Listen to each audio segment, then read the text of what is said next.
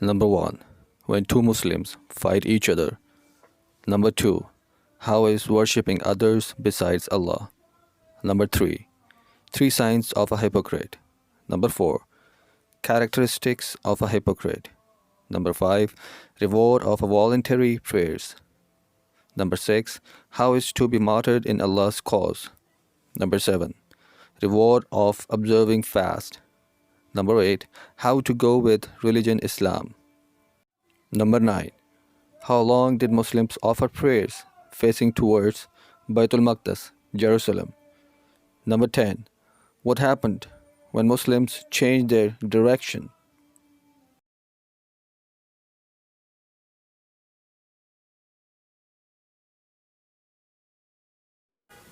Sahih Bukhari, Volume 1, Book of Belief, Hadith number 31. Narrated Al-Ahnaf bin Qais. While I was going to help this man, Ali bin Abi Talib, Abu Bakr, met me and asked, "Where are you going?" I replied, "I am going to help that person." He said, "Go back, for I have heard Allah's Messenger saying, when two Muslims fight, meet each other with their swords, both the murderer as well as the murdered will go to the hellfire." I said, "O Allah's Messenger, it is all right for the murderer, but what about the murdered one?" Allah's Messenger replied, "He surely had the intention to kill his companion." Hadith number 32.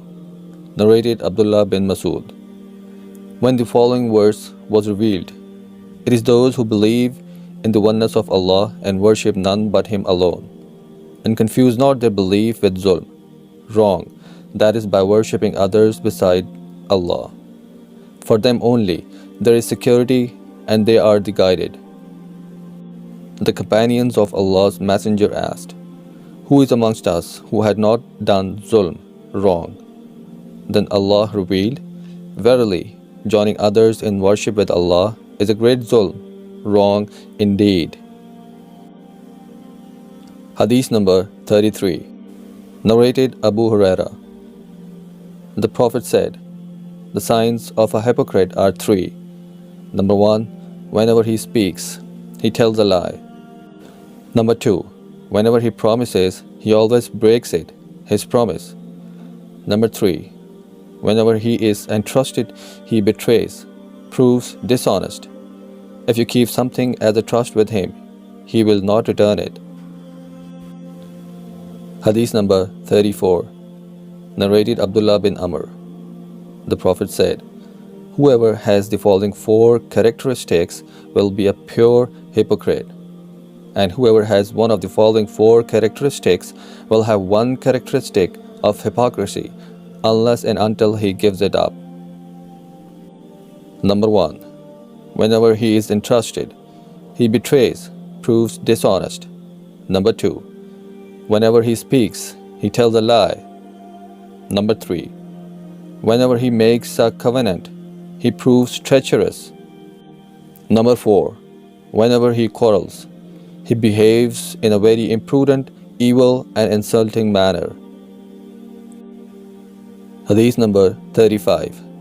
Narrated Abu Huraira. Allah's Messenger said, "Whoever establishes the nawafil, voluntary prayers, on the night of Qadr, out of sincere faith and hoping to attain Allah's reward, not to show off, then all his past sins will be forgiven." Hadith number 36. Narrated Abu Huraira. The Prophet said, "Allah assigns for a person who participates in holy battles in Allah's cause, and nothing causes him to do so, except belief in Allah and His messengers, that he will be recompensed by Allah either with a reward or booty if he survives, or will be admitted to paradise if he is killed in the battle as a martyr." The Prophet added, "Had I not found it difficult for my followers, then I would not remain behind any Sariya, an army unit, going for jihad, and I would have loved to be martyred in Allah's cause and then made alive, and then martyred and then made alive, and then again martyred in His cause." Hadith number 37. Narrated Abu Huraira. Allah's Messenger said, "Whoever establishes nawafil, voluntary prayers during the nights of Ramadan, faithfully, out of sincere faith and hoping to attain Allah's rewards, all his past sins will be forgiven." Hadith number 38. Narrated Abu Huraira.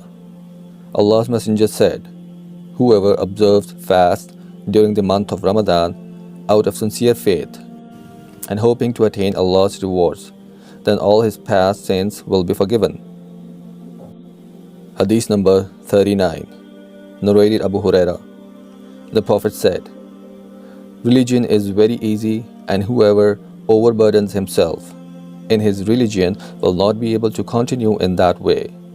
So you should not be extremists, but try to be near to perfection and receive the good tidings that you will be rewarded, and gain strength by offering prayers in the mornings, afternoons, and during the last hours of nights." Hadith number 40. Narrated Al-Bara bin Azib. When the Prophet came to Al-Madinah, he stayed first with his grandfathers or maternal uncles from Ansar. He offered his prayers facing Baitul Muqaddas, Jerusalem, for 16 or 17 months, but he wished that he could pray facing the Kaaba at Mecca. The first Salah prayer which he offered facing the Kaaba was the Asr prayer in the company of some people. Then one of those who had offered that Salah prayer with him came out and passed by some people in a mosque who were bowing during their Salah facing Jerusalem.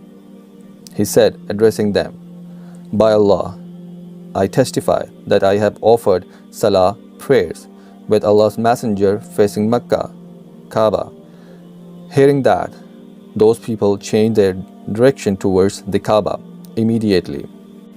Jews and the people of the scriptures used to be pleased to see the Prophet facing Jerusalem in Salah prayers, but when he changed his direction towards the Kaaba during the Salah prayers, they disapproved of it. Al-Bara added, "Before we changed our direction towards the Kaaba at Mecca in prayers, some Muslims had died or had been killed, and we did not know what to say about them regarding their prayers. Allah then revealed, and Allah would never make your faith prayers to be lost, that is, your Salah prayers offered towards Jerusalem.